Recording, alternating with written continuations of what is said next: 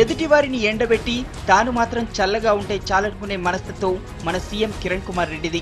సొంత జిల్లా చిత్తూరుకు తాగునీరు అందించడానికి నెల్లూరును నట్టేట ముంచుతున్నారు.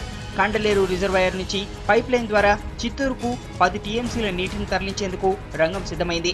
ఇందుకోసం 4,300 కోట్ల రూపాయలు ఖర్చవుతాయని అంచనా వేశారు. మంత్రివర్గం ఆమోదం లేకుండానే బిల్ పాస్ చేశారు.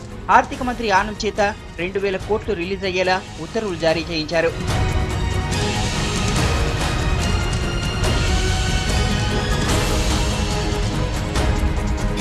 ఈ ప్రాజెక్టు కోసం కండలేరు నుంచి నీటిని ప్లాంట్కు తరలించి శుభ్రం చేస్తారు. ఆ తర్వాత వాటిని చిత్తూరు, మదనపల్లికి పైప్ లైన్ ద్వారా చేరవేస్తారు. దీని ద్వారా చిత్తూరులోని 44 మండలాలకు తాగునీరు అందేలా స్కెచ్ వేశారు నల్లారి. ప్రస్తుతం ఉన్న నీరు నెల్లూరు జిల్లా వాసులకు సరిపోతాయో లేదో అన్న టైంలో ముఖ్యమంత్రి నీటిని చిత్తూరుకు తరలించడాన్ని రైతులు తప్పుపడుతున్నారు. మన సీఎం గారు దొంగ బుద్ధితోటి, ద్రోహ బుద్ధితోటి రైతులకి, నెల్లూరు జిల్లా రైతాంగానికి అన్యాయం చేస్తూ చిత్తూరు జిల్లాల యొక్క మెహర్బానీ పొందటానికి అక్కడ రాజకీయ ప్రాబల్యంతో నీటిని 4,300 కోట్ల రూపాయలు ఖర్చు పెట్టి పైపు లైను, కాలువలు తవ్వించి వారికి పారించడానికి గుట్టు చప్పుడు కాకుండా దొంగతనంగా 10 టీఎంసీల నీటిని నెల్లూరు రైతాంగం యొక్క హక్కుని, న్యాయమైన హక్కుని కాలరాసి ఈ విధంగా జీవో జారీ చేయటం దుర్మార్గం, దురదృష్టకరం. దానికి ముఖ్యంగా మన మంత్రి గారు, ఆర్థిక మంత్రి వర్యులు ఆయన చేతి మీదుగా సంతకం పెట్టి 2,000 కోట్ల రూపాయలు వచ్చే 6 నెలల్లో పూర్తి చేసుకుంటానికి పనులకి మంజూరు చేసి కేటాయించడం ఇంకా దురదృష్టకరమైనది.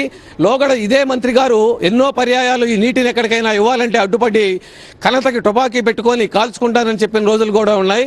ఇప్పుడు మరి ఏమైందో వారిద్దరికి సఖ్యత ఏర్పడి ఈ విధంగా నెల్లూరు జిల్లా రైతాంగం యొక్క న్యాయమైన హక్కు నీటిని ఈ విధంగా తస్కరించడం అనేది దుర్మార్గం, దురదృష్టకరం. టీడీపీ హయాంలో చిత్తూరుకు నీటి తరలింపును తప్పుపట్టిన ఆనం తుపాకీతో కాల్చుకొని చనిపోతాను కానీ చుక్క నీటిని కూడా తరలించేందుకు ఒప్పుకోనట్టు పెద్ద సీనే క్రియేట్ చేశారు. ప్రెసిడెంట్ ఆయనే రంగంలోకి దిగి నిధులను రిలీజ్ చేయడంపై సర్వత్రా విమర్శలు వస్తున్నాయి. మొన్నటి దాకా అంటి ముట్టనట్టుగా ఉన్న సీఎం, మంత్రి ఆనం నారాయణ రెడ్డిలు ప్రాజెక్టు విషయంలో ఏకమవడంపై కమిట్మెంట్ రాజకీయాలు ఉన్నాయని రైతు నాయకులు ఆరోపిస్తున్నారు.